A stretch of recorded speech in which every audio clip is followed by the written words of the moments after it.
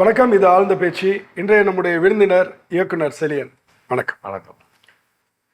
உலக சினிமா புத்தகம் ஒரு பெரிய சலனத்தை உண்டாக்குன ஒரு புத்தகம் அப்படின்னு சொல்ல முடியும். செலியனை எது சினிமா நோக்கி நகர்த்திச்சு, அப்புறம் செலியனை எது உலக சினிமா நோக்கி நகர்த்திச்சு? அதாவது சின்ன வயசுல பார்த்த சினிமாக்கள் தான் நான் சொல்லுவேன். சின்ன வயசுல சிவகங்கையில் பஸ் ஸ்டாண்ட் பக்கத்தில் எங்கள் வீடு இருந்துச்சு. அங்கேருந்து ஒரு 1 கிலோமீட்டர் தொலைவில் ஒரு அமுதா தேட்டர்னு ஒரு தேட்டர் இருந்துச்சு. இப்போ எங்கள் அப்பா எம்ஜிஆரோட பெரிய ரசிகர். எம்ஜிஆர் படம் என்னை கூட்டி போவார். மதுரை வீரன் இந்த மாதிரி படங்கள்லாம் கூட்டி போவார். போய் பார்ப்போம். முதல் நாள் பார்க்குறோம் அப்படின்னா, மறுநாள் படம் ஓடும்போது எங்கள் வீட்டுக்கு ஃபுல் சத்தமும் கேட்கும். அதுவும் பாட்டுனா கூடுதல் சத்தம் வைப்பாங்க. பாட்டு அப்படியே காற்றுல வரும்.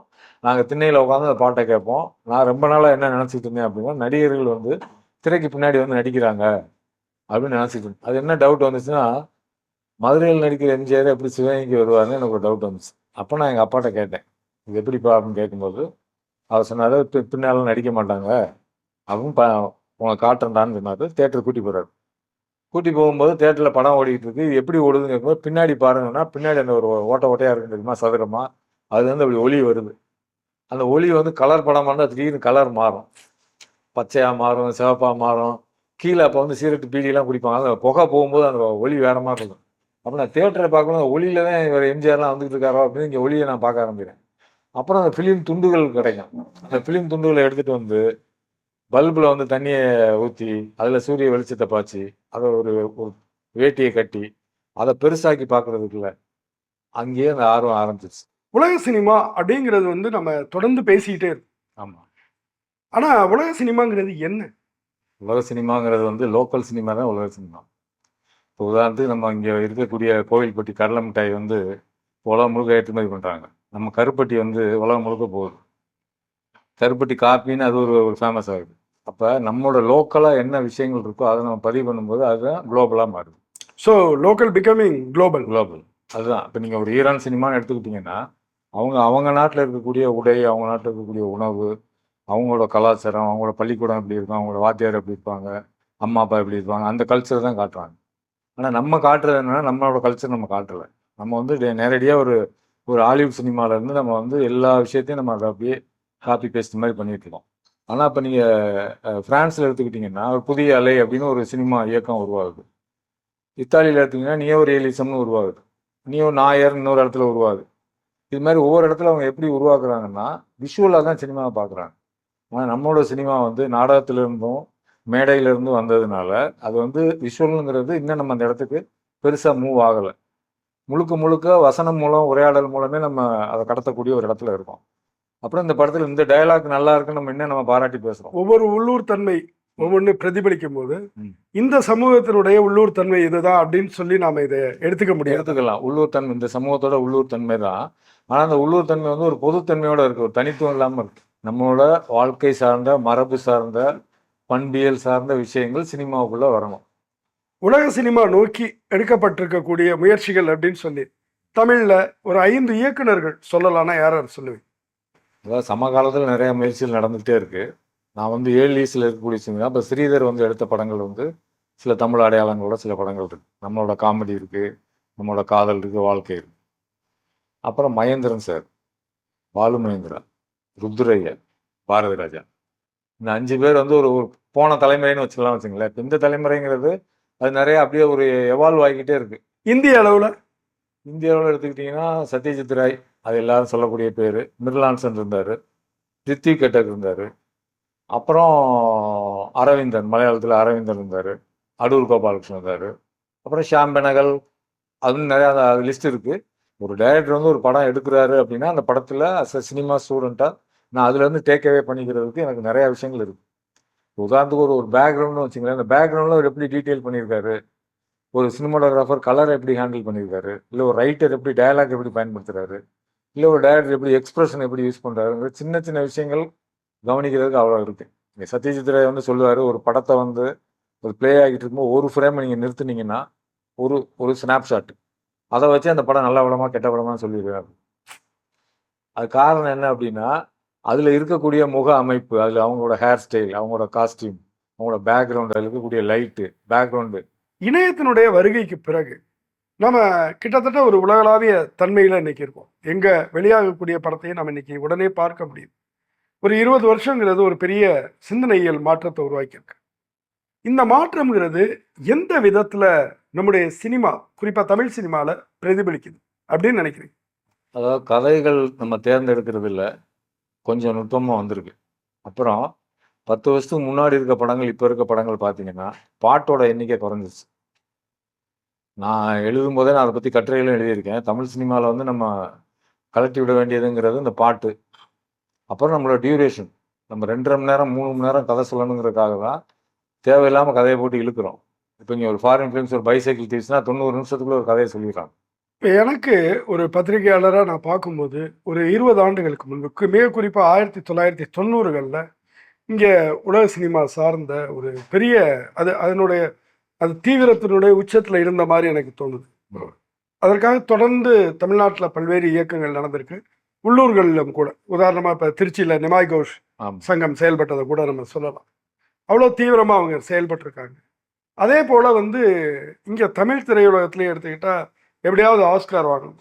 எப்படியாவது வந்து வெளியில போய் ஒரு பெரிய அங்கீகாரம் வந்து தமிழ் சினிமாவுக்கு வேணும் என்று.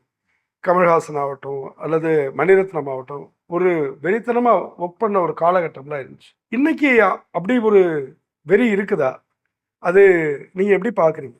அதாவது நான் எப்படி பார்க்குறேன் அப்படின்னா, இப்ப ஒரு சேர் வந்து ஒரு நாற்காலி, மர நாற்காலி செய்றதுக்கு ஒரு தச்சர் வந்து 15 நாள், 20 நாள் வந்து அத வந்து செஞ்சிருக்காரு. எங்க ஊர்ல ஒருத்தர் தச்சர் இருந்தாரு. அவர்ட்ட நான் கேட்கும்போது, அந்த சேர செய்வாரு, தள்ளி நின்னு பார்ப்பாரு. திரும்ப செய்வாரு, தள்ளி நின்னு பார்ப்பாரு.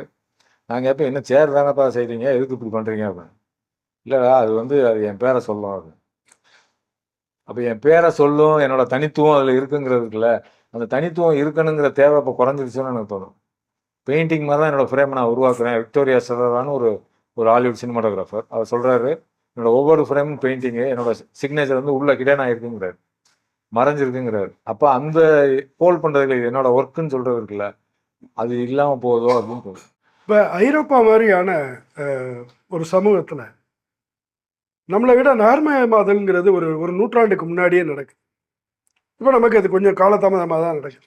அப்ப நமக்கு ஒரு நூற்றாண்டுக்கு முன்னாடி நடந்த அந்த மாற்றத்தின் விளைவா நமக்கு கிடைத்த படங்கள், ஐரோப்பிய சமூகத்துல கிடைத்த படங்கள், கிடைத்த இயக்குனர்கள், ஒரு லூயி மால் மாரியான ஆட்கள் எடுத்து, அவர்கள் கொடுத்த அவர்கள் அணுகிய விஷயங்கள், அது மாரியான விஷயம் இன்னைக்கு இந்த சமூகத்துல நடக்கிறதுக்கான தேவை இருக்கு.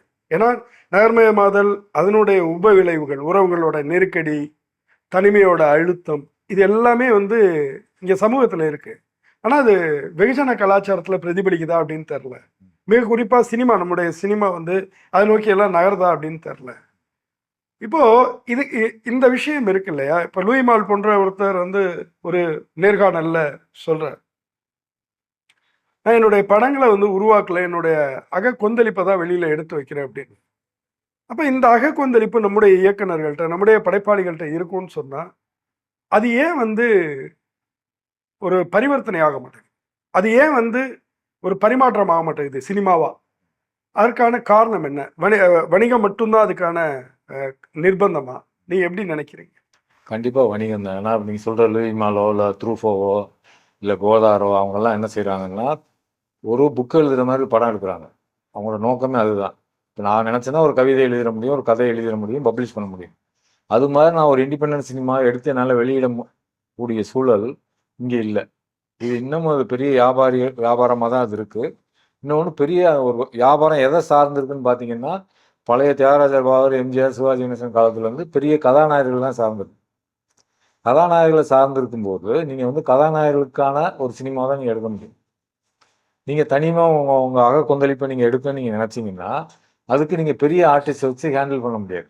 பொது சமூகத்துல என்ன பார்வை இருக்கு அப்படின்னு சொன்னா, இப்போ ஒரு ஓடிடி வரும்போது, ஒரு வெப் சீரிஸ்ங்கிற ஒரு வடிவம் வரும்போது, இதெல்லாம் வந்து ஏதோ ஒரு விதத்துல இந்த டிஜிட்டல் மாற்றங்கள் அப்படிங்கிறது, நல்ல சினிமாவுக்கான சாத்தியத்த அதிகமாக்கியிருக்கு அப்படின்னு தான் அப்படி ஒரு பார்வை இருக்கு.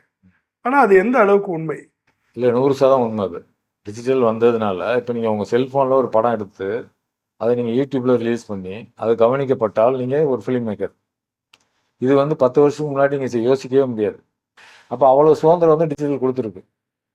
நம்ம தான் அத பயன்படுத்திக்கணும். ஆமா. சரி, ஆரம்ப கால எம்ஜிஆர் இப்ப நினைவு கூறும்போது உங்களுக்கு எப்படி இருக்கு? எனக்கு எம்ஜிஆர்னாலே ஒரு வார்த்தையில சொன்னா உற்சாகம் தான் வருது. உற்சாகம் இருக்குது. இன்னும் கொஞ்சம் டீப்பாக அனலைஸ் பண்ணி பார்க்கும்போது எனக்கு 2 இமேஜ் தோணுது. அவர் எதையுமே நடந்து செஞ்சதா எனக்கு தெரியல. எல்லாமே குதிச்சுறாரு, ஓடுறாரு, தாவுறாரு, சிரிக்கிறாரு, அப்படி தான் பண்ணுறாரு. இன்னொரு முக்கியமான குவாலிட்டி என்ன நான் பார்க்குறேன், எனக்கு இன்னும் அது ஆச்சரியமாக இருந்துகிட்டே இருக்குது.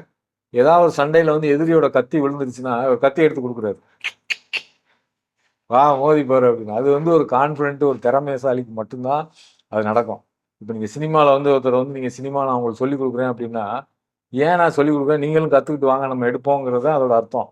எனக்கு தெரிஞ்சதை நான் மறைக்கிறேன்னு வச்சுங்களேன், எனக்கு கான்ஃபிடென்ட் இல்லை, நீங்கள் நாளைக்கு பெரிய ஆளாகி என்னை விட பெரிய ஆளாயிருவீங்கன்னு நினைக்கும் போது நான் உங்களுக்கு சொல்லிக் கொடுக்க மாட்டேன். அப்போ அந்த குவாலிட்டி வந்து எனக்கு எம்ஜிஆர் தான் இன்றைக்கே அது.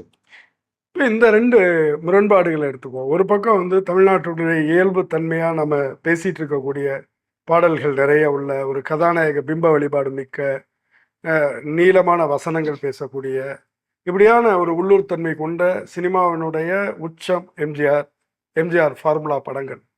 இன்னொரு பக்கம் அதற்கு நேர்முரணாக இருக்கக்கூடியது தான் நீங்கள் சொல்லக்கூடிய சத்யஜித் திரைப்படங்கள்.